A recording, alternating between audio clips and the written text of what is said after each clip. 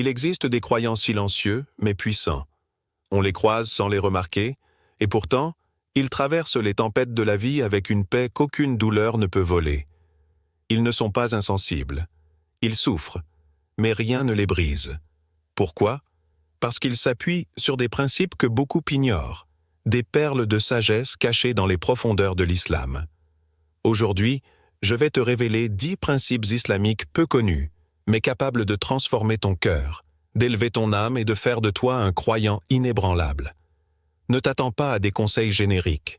Ce que tu vas entendre, ce sont des clés oubliées, tirées du Coran, de la Sunna et des joyaux de nos savants. Alors installe-toi, écoute avec ton cœur, car ce que tu vas découvrir peut changer ta vie pour toujours. L'âme a besoin d'isolement pour guérir.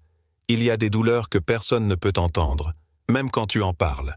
Tu l'as sûrement vécu, tu t'exprimes, mais on ne te comprend pas. On te répond avec des phrases automatiques, des conseils trop rapides, des regards qui glissent sans te voir vraiment. Alors tu te replies, et c'est là, dans ce repli silencieux, que commence un chemin que peu osent emprunter. Ce monde étouffe le cœur. Trop de sons, trop de notifications, trop de voix extérieures qui couvrent ta propre voix intérieure. Tu finis par t'oublier. Tu vis pour répondre, pour plaire, pour performer, mais quand t'es seul, tu ne sais plus qui tu es. Et pourtant, c'est dans ces moments de solitude consciente que l'âme respire à nouveau. Le prophète s'était éloigné de la ville, des gens, du bruit.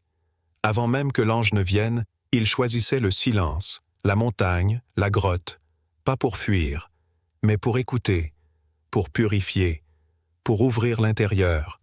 Toi aussi, tu as besoin d'un lieu, pas une grotte, un coin, une minute, un souffle, là où tu coupes tout, là où il n'y a plus de filtre à porter, plus de rôle à jouer.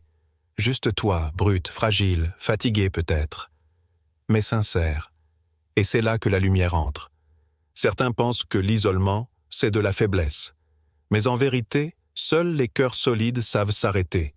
Car rester seul, face à soi, face à Allah, c'est une épreuve. Les pensées remontent, les blessures crient, les manques se révèlent. Mais celui qui reste malgré tout, qui pose son front sur le sol, qui pleure en silence, celui-là est en train de guérir. Lentement, profondément.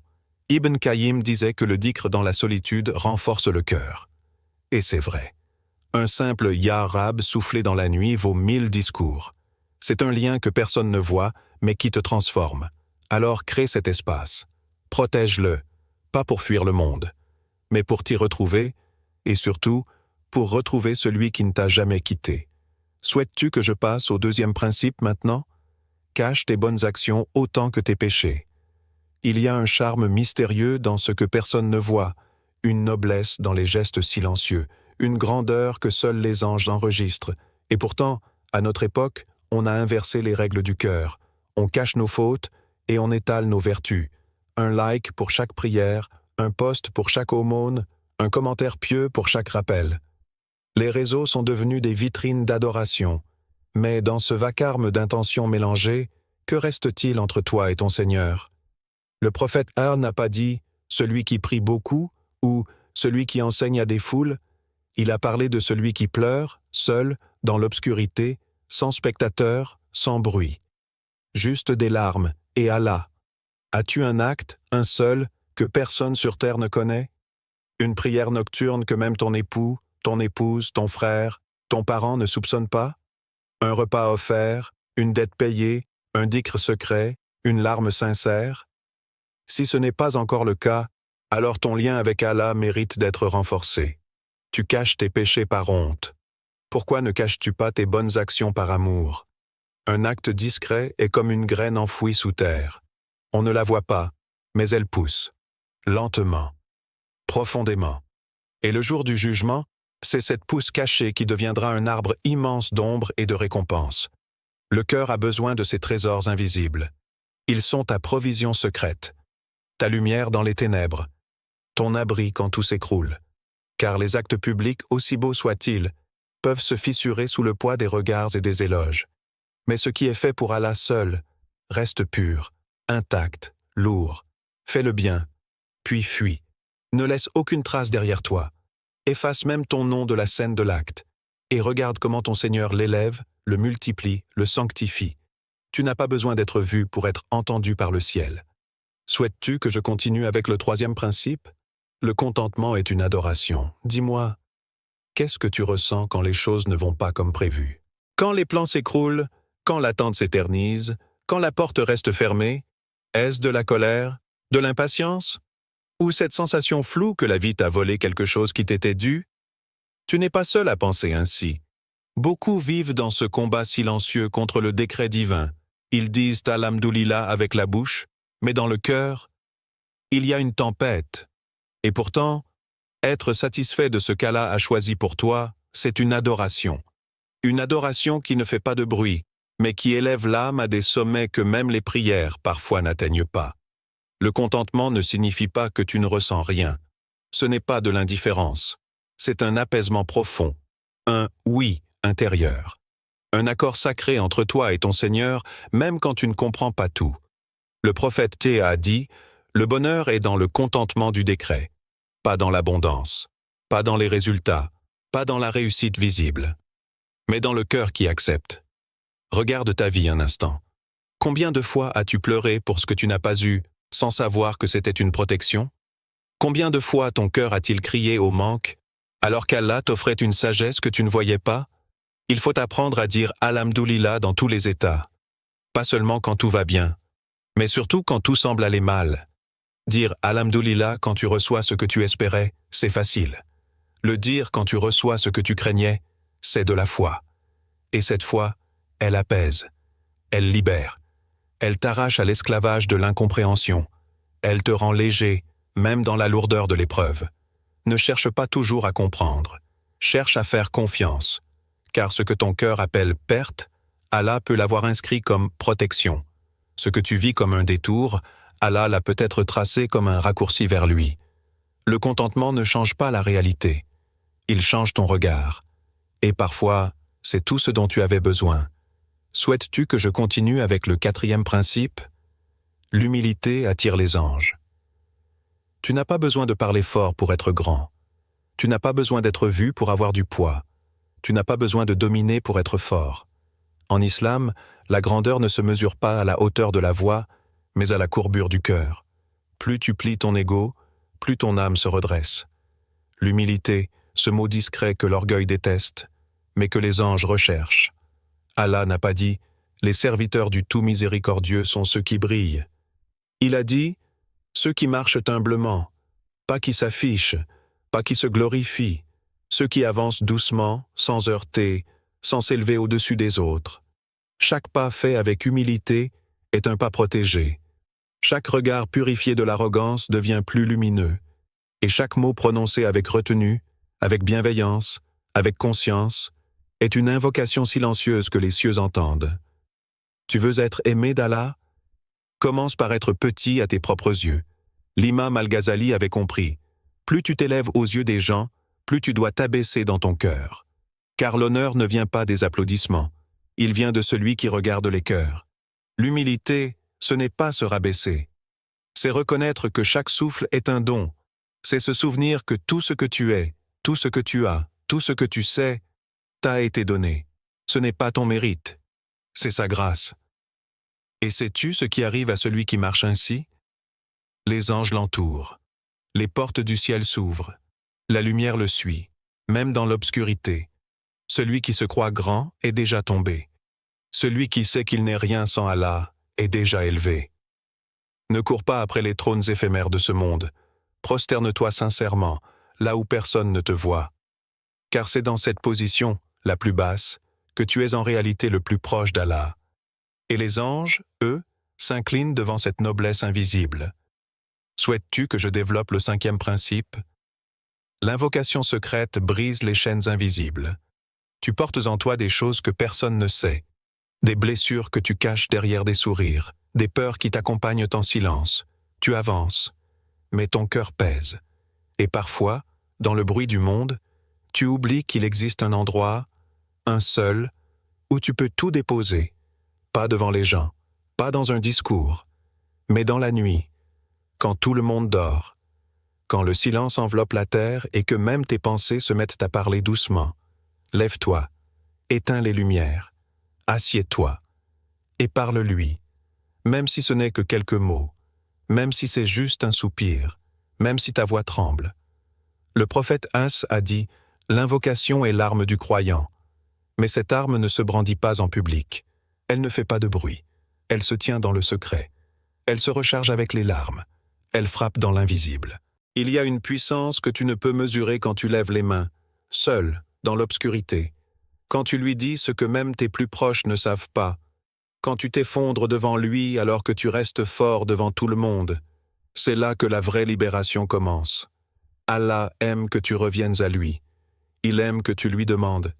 Il aime que tu reconnaisses que tu ne peux pas tout porter. Et tu n'as pas besoin d'un vocabulaire savant. Tu n'as pas besoin de phrases parfaites. Juste d'un cœur qui ose s'ouvrir. Dis-lui, « Ya Rab, je ne sais plus. J'ai mal. Aide-moi. » Ces mots, simples mais vrais, brisent des chaînes que personne ne voit. Les chaînes de l'angoisse, du doute, de la peur, du non-dit. Et à cet instant, tu n'es plus seul. Tu ne l'as jamais été. Car celui qui t'a créé connaît chacun de tes soupirs, même ceux que tu n'as jamais osé exprimer. Et parfois, une seule nuit où tu t'es confié à lui vaut plus que des années passées à chercher des réponses ailleurs. Le silence, loin d'être un simple acte de non-parole, est une forme puissante de sagesse spirituelle. Dans un monde où chaque opinion semble vouloir s'imposer, où la voix de chacun se fait entendre, le vrai défi réside dans la capacité à rester calme et mesuré, même lorsque la vérité se trouve de notre côté. C'est une qualité rare, une marque de maîtrise de soi. Mais pourquoi est-ce si important dans l'islam? Pourquoi retenir sa langue, même lorsqu'on a raison, est considéré comme un acte de grande vertu? Le prophète nous enseigne que la maîtrise de soi ne réside pas seulement dans l'absence de colère, mais aussi dans l'art du silence réfléchi. Parfois, la véritable force ne se trouve pas dans le fait de répondre ou de se défendre, mais dans le pouvoir de se taire. Un silence volontaire, loin de signifier une faiblesse ou une incapacité à défendre sa position, devient au contraire un choix éclairé, un acte conscient pour préserver l'harmonie et éviter le conflit. La paix n'est pas toujours acquise par des mots, mais souvent par la capacité à ne pas céder à l'impulsion de répliquer. C'est dans ce silence que réside la sagesse. C'est un silence chargé de compréhension qui reflète une vision plus large des choses. Ceux qui choisissent de ne pas répondre, même lorsqu'ils ont raison, détiennent une forme de paix intérieure, une tranquillité qui dépasse la simple victoire dans un argument. Ce silence devient alors une forme de méditation, une manière d'être en communion avec soi-même et avec Allah. Ce choix, aussi difficile soit-il parfois, est une porte ouverte vers une paix durable, non seulement avec les autres, mais aussi avec soi-même. Par ce choix, on élève notre âme, on cherche à être plus proche de ce qui est véritablement juste, loin des distractions de l'ego et des querelles superficielles. Il est fascinant de constater à quel point nous sommes souvent prisonniers de nos mots. Dans chaque échange, dans chaque conversation, le besoin de faire valoir notre point de vue semble être une nécessité impérieuse. Pourtant, le prophète nous offre une clé précieuse, celle de la retenue. Le vrai pouvoir ne réside pas dans la domination de la conversation, mais dans l'art de laisser l'autre s'exprimer, de ne pas se précipiter dans une argumentation, même lorsque l'on est convaincu d'avoir raison. La sagesse divine nous appelle à rechercher une paix plus profonde, une tranquillité qui va bien au-delà des querelles de ce monde. La retenue de la langue, surtout quand on a raison, est un acte de grande noblesse. Cela exige une discipline intérieure, un renoncement au désir de prouver son point de vue, de conquérir le dernier mot. Pourtant, dans ce renoncement, une véritable liberté naît. En choisissant de se taire, on échappe à l'esclavage des discussions futiles et des conflits inutiles. On devient maître de ses émotions, de ses pensées, et par-dessus tout, de son comportement. C'est cette liberté qui confère une tranquillité d'esprit sans égale, un sentiment de légèreté, comme si les poids du monde se dissolvaient. Dans cet acte de maîtrise, on honore Allah et on montre une grande confiance dans sa sagesse infinie. Car même si la vérité est de notre côté, c'est Allah qui régit les cœurs et les esprits. Choisir de se taire, c'est confier la justice entre ses mains, en toute sérénité.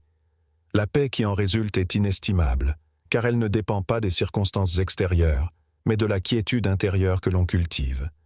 C'est dans ce silence volontaire que réside un des plus grands actes d'humilité. Le prophète a offert une promesse magnifique, une maison au centre du paradis pour celui qui abandonne la dispute, même lorsqu'il est dans son droit. Cette promesse, pleine de lumière, nous pousse à réfléchir profondément sur ce qui nous est réellement cher. Cherchons-nous la vérité pour nous-mêmes ou pour conquérir le respect des autres? Le silence, dans ce contexte, n'est pas un simple renoncement à une victoire matérielle, mais un acte qui nous rapproche d'Allah, en nous libérant des chaînes du monde et en nous conduisant vers une élévation spirituelle. En choisissant de ne pas entrer dans la dispute, même lorsqu'on détient la vérité, nous faisons un acte de grande noblesse. C'est un acte de foi, un acte qui montre notre confiance en la sagesse divine et notre désir sincère de préserver la paix. Ce geste est une manifestation de la pureté du cœur qui préfère la paix à la victoire, l'harmonie à l'ego. Ceux qui savent se taire, même dans la défense de la vérité, sont souvent les plus proches d'Allah, car leur cœur reste calme et leur esprit, dégagé des turbulences extérieures, peut se consacrer pleinement à la recherche de la proximité divine. Le silence n'est donc pas un vide, mais une invitation à la réflexion, à la méditation. Il est la voie vers un espace intérieur paisible, loin des bruits du monde. C'est dans cet espace que l'on ressent la proximité d'Allah, et que l'on se rend compte que le véritable objectif n'est pas de toujours avoir raison, mais d'atteindre la tranquillité, la pureté de l'âme et la satisfaction d'Allah. La rancune, comme une pierre lourde, pèse sur le cœur de celui qui la porte. Chaque pensée amère, chaque souvenir douloureux alourdit l'âme, la rendant moins apte à la paix intérieure et à la sérénité. Pourtant, dans ce monde où les offenses semblent inévitables, Allah nous propose une voie de libération. Cette voie n'est pas une simple question de bienveillance envers l'autre, mais une véritable guérison pour soi-même. Pardonner, ce n'est pas oublier. Ce n'est pas non plus excuser ce qui est injustifiable. Pardonner, c'est se libérer de l'emprise de l'offense. C'est choisir de se détacher du fardeau du ressentiment. Car chaque instant que nous passons à nourrir une rancune, nous nous enfermons un peu plus dans un cercle de douleur, de colère et de frustration. Et cette énergie, qui pourrait être utilisée pour nourrir notre foi, notre paix intérieure et notre relation avec Allah, devient une source d'épuisement spirituel. Allah, dans sa sagesse infinie, nous appelle à pardonner non pas pour l'autre, mais pour nous-mêmes. Le pardon n'est pas une perte, mais une libération. C'est un acte de purification, une occasion de rendre notre cœur plus léger et plus prêt à recevoir la miséricorde divine. En pardonnant, nous offrons à notre âme la chance de se renouveler, de se dégager des chaînes invisibles de la rancune. Et c'est dans cette libération que réside une véritable guérison spirituelle. Pardonner est un acte d'humilité et de grandeur spirituelle. En islam, il ne s'agit pas simplement d'une action morale, mais d'une démarche intime qui rapproche le croyant d'Allah. En effet, chaque fois que nous choisissons de pardonner, nous ouvrons notre cœur à la miséricorde infinie d'Allah et nous nous rendons réceptifs à sa grâce. Nous reconnaissons que, tout comme Allah nous accorde sa miséricorde, nous devons faire preuve de miséricorde envers les autres. Allah nous dit clairement dans la sourate Ash-Shura, « Celui qui pardonne et réconcilie, sa récompense est auprès d'Allah. » Cette promesse divine nous rappelle que, loin de perdre dans le pardon, nous gagnons quelque chose de bien plus précieux, la proximité avec notre Créateur et la récompense éternelle. Pardonner devient alors une véritable source de bénédiction, une façon de fortifier notre foi et d'approfondir notre relation avec Allah.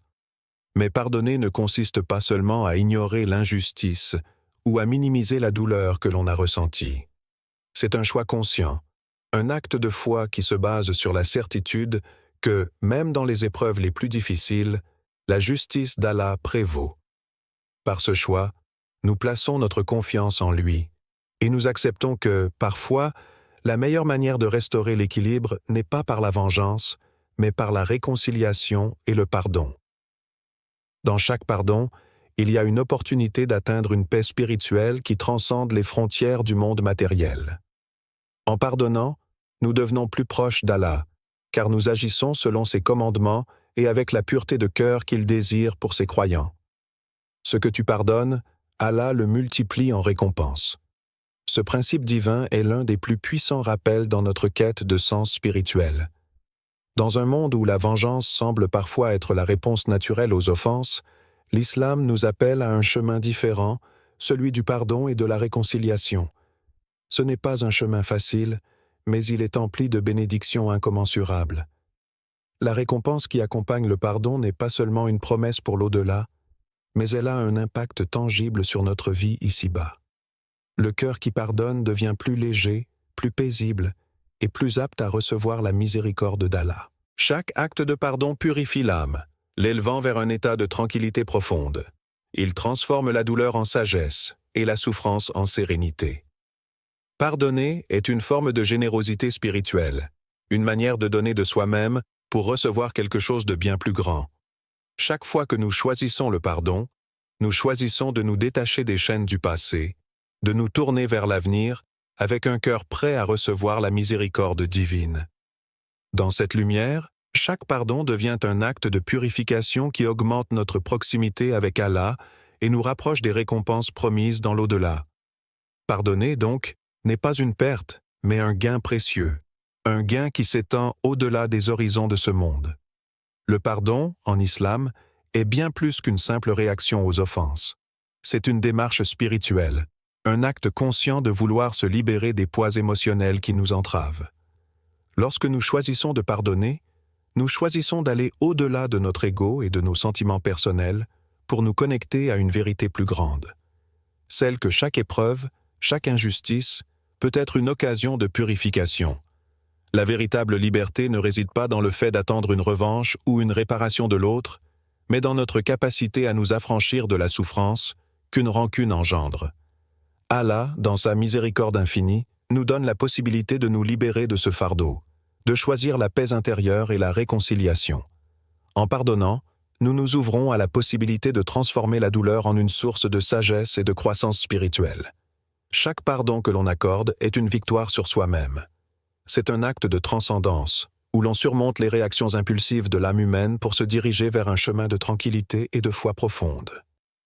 Par ce pardon, nous prouvons notre confiance en Allah et nous devenons des instruments de paix dans un monde souvent perturbé par la haine et les conflits. Dans un monde où tout est accessible à portée de main, où les désirs et les envies semblent sans fin, l'idée de se priver volontairement peut sembler contre-intuitive. Pourtant, dans l'islam, cette notion de renoncement volontaire n'est pas une forme de privation ou de sacrifice, mais un véritable pouvoir. Ce pouvoir nous permet de nous libérer des chaînes invisibles des désirs matériels, des attentes sociales et des distractions superficielles.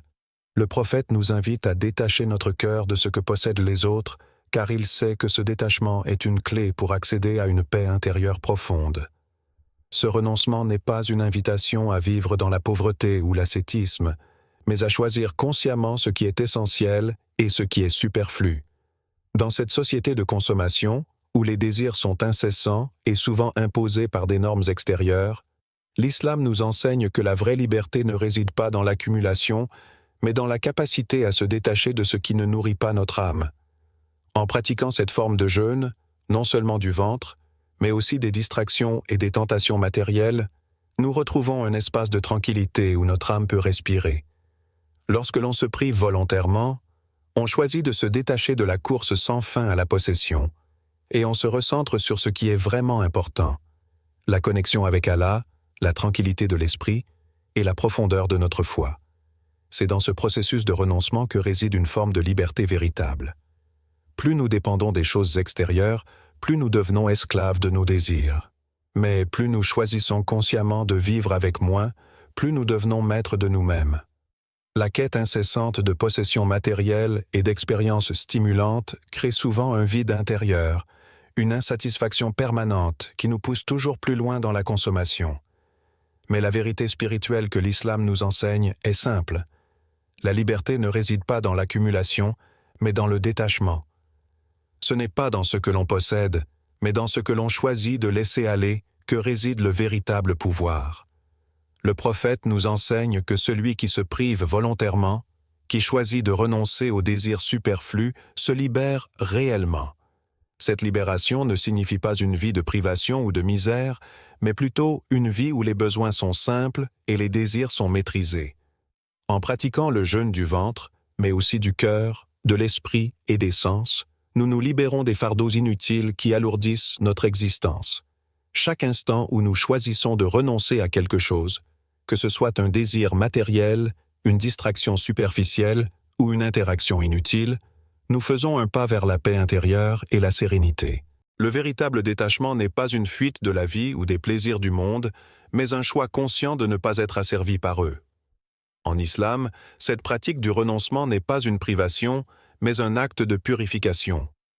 En libérant notre cœur de l'attachement aux choses matérielles, nous permettons à notre âme de se concentrer sur ce qui est véritablement important, notre foi, notre relation avec Allah et notre quête de sens spirituel. Nous vivons dans une époque où la consommation est devenue la norme et où le superflu est souvent confondu avec le nécessaire. Mais la liberté véritable ne se trouve pas dans l'accumulation de biens ou d'expériences. En réalité, plus nous possédons, plus nous devenons dépendants, et plus notre cœur se trouve lié aux choses extérieures. Le prophète nous rappelle, avec une sagesse profonde, que se détacher de ce que possèdent les autres nous permet d'être réellement libres. Il ne s'agit pas de rejeter les bénédictions d'Allah, mais de ne pas laisser notre cœur s'attacher à ce qui n'est que passager. Ce renoncement volontaire, pratiqué de manière régulière, est une forme de purification continue. Le jeûne, par exemple, n'est pas seulement une abstinence de nourriture, mais une occasion de détacher notre cœur des besoins et désirs instantanés pour nous reconnecter à une vérité plus profonde, notre dépendance à Allah seul. En jeûnant de ce qui nous distrait et nous éloigne de la vérité, nous nous rapprochons de ce qui nourrit réellement notre âme. Cela peut se traduire par des moments où l'on choisit de se déconnecter des écrans, de réduire les bavardages inutiles, ou même de se priver de certains conforts matériels. Ces moments de renoncement, loin d'être une perte, sont une forme de renouveau spirituel.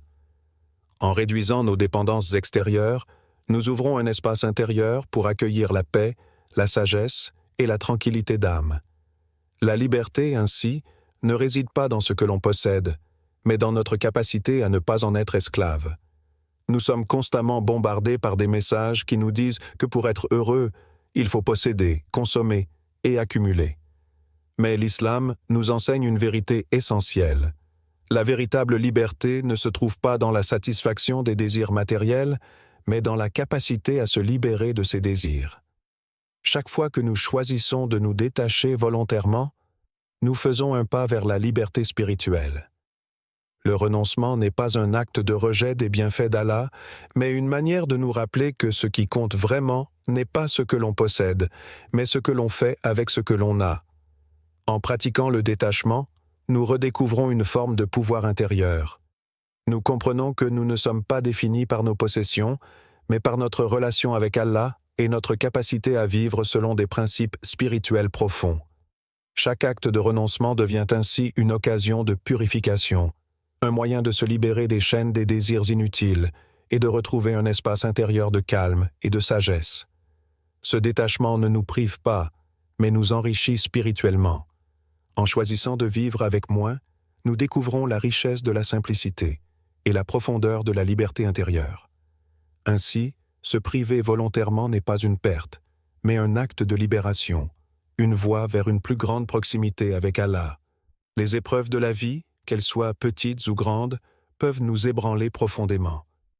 Nous avons tous, à un moment donné, ressenti la douleur, l'injustice ou la perte, et c'est dans ces moments que la gratitude devient un défi véritable. Comment remercier Allah lorsque l'on traverse des périodes sombres, quand la souffrance semble l'emporter sur tout le reste? Pourtant, c'est précisément dans ces moments de difficulté que la gratitude peut transformer notre épreuve en un véritable cadeau. Ibn Taymiyyah, un savant de l'islam, disait « Je me réjouis des épreuves car elles m'obligent à revenir à Allah. » Ce retour à Allah, ce mouvement du cœur vers celui qui est le maître des destinées, est la clé pour comprendre la véritable sagesse des épreuves. Les difficultés ne sont pas un simple fardeau, mais une invitation à se rapprocher de notre Créateur. C'est dans la souffrance que nous trouvons la force de dire « Alhamdulillah », de remercier Allah même lorsque la douleur est grande, car nous savons au fond de nous qu'aucune épreuve n'est sans sagesse. Le vrai croyant ne se laisse pas submerger par le poids de la perte, mais il cherche dans chaque épreuve une raison de rendre grâce.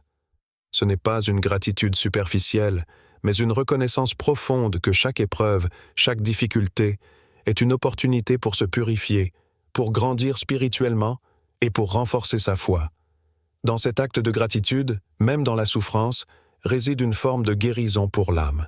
C'est comme si chaque « Alhamdoulilah » prononcé avec sincérité ajoutait une lumière dans notre cœur, nous guidant à travers l'obscurité de la douleur. Dans le tumulte des épreuves, la gratitude peut sembler un acte difficile à accomplir. Pourtant, c'est précisément ce que l'islam nous invite à pratiquer.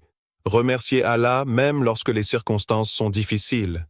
Cette attitude ne relève pas de la naïveté ou de l'ignorance, mais d'une profonde compréhension spirituelle que la souffrance fait partie du plan divin et qu'Allah, dans sa sagesse infinie, sait exactement ce qui est le mieux pour ses serviteurs.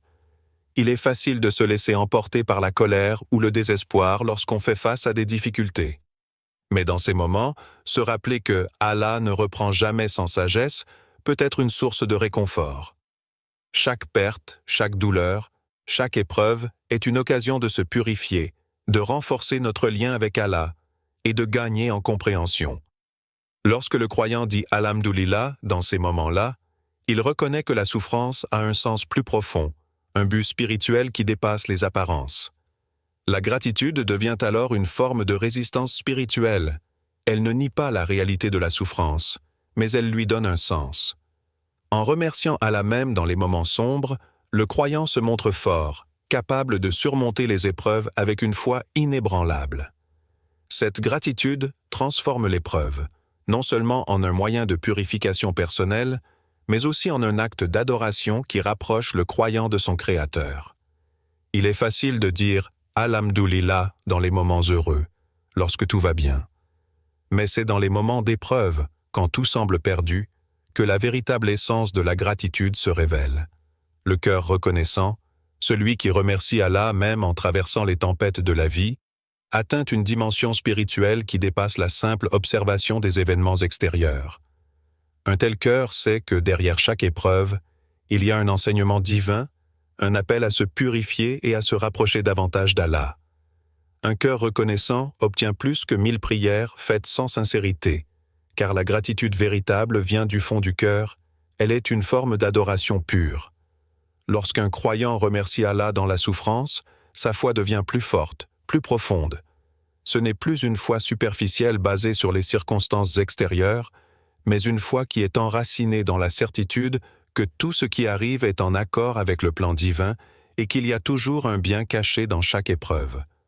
La gratitude permet de transformer la souffrance en une occasion de croissance spirituelle.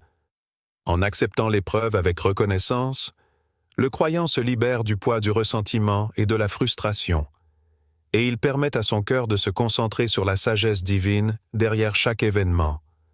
C'est ainsi que chaque épreuve devient un moyen de se rapprocher d'Allah, et que la souffrance se transforme en un véritable cadeau, car elle nous pousse à renforcer notre foi, à purifier notre cœur et à grandir dans notre relation avec notre Créateur.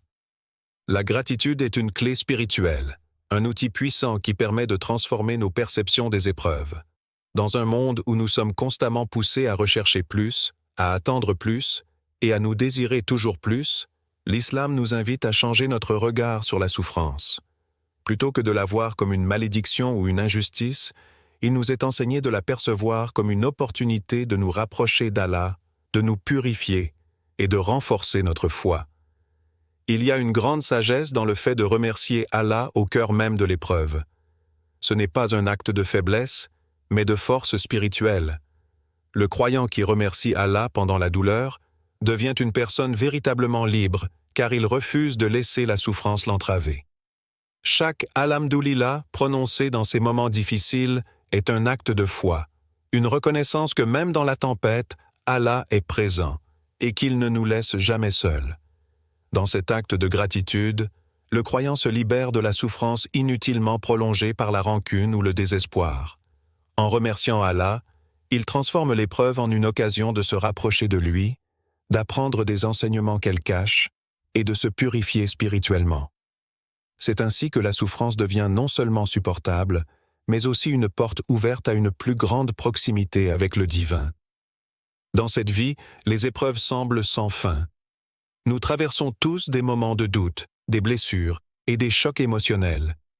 Mais si nous regardons plus loin, avec la conscience de l'au-delà, ces obstacles prennent une autre dimension. Le prophète Bien nous a enseigné « Sois dans ce monde comme un étranger ou un voyageur ». En d'autres termes, nous ne sommes que de passage dans ce monde, et tout ce que nous vivons ici, aussi difficile soit-il, est temporaire. Lorsque nous adoptons cette perspective, les trahisons et les déceptions perdent une grande partie de leur pouvoir sur nous. Elles ne sont plus des fardeaux permanents, mais des événements transitoires qui viennent et repartent. L'idée que nous ne sommes ici que pour une courte durée nous permet de relativiser et de comprendre que rien, absolument rien dans cette vie, ne peut briser notre essence éternelle. Nous sommes en réalité des voyageurs, empruntant un chemin qui mène vers quelque chose de beaucoup plus grand que ce monde. La conscience de l'au-delà nous aide à mettre en perspective les luttes que nous traversons, nous rappelant qu'elles sont juste un passage temporaire sur la route vers l'éternité.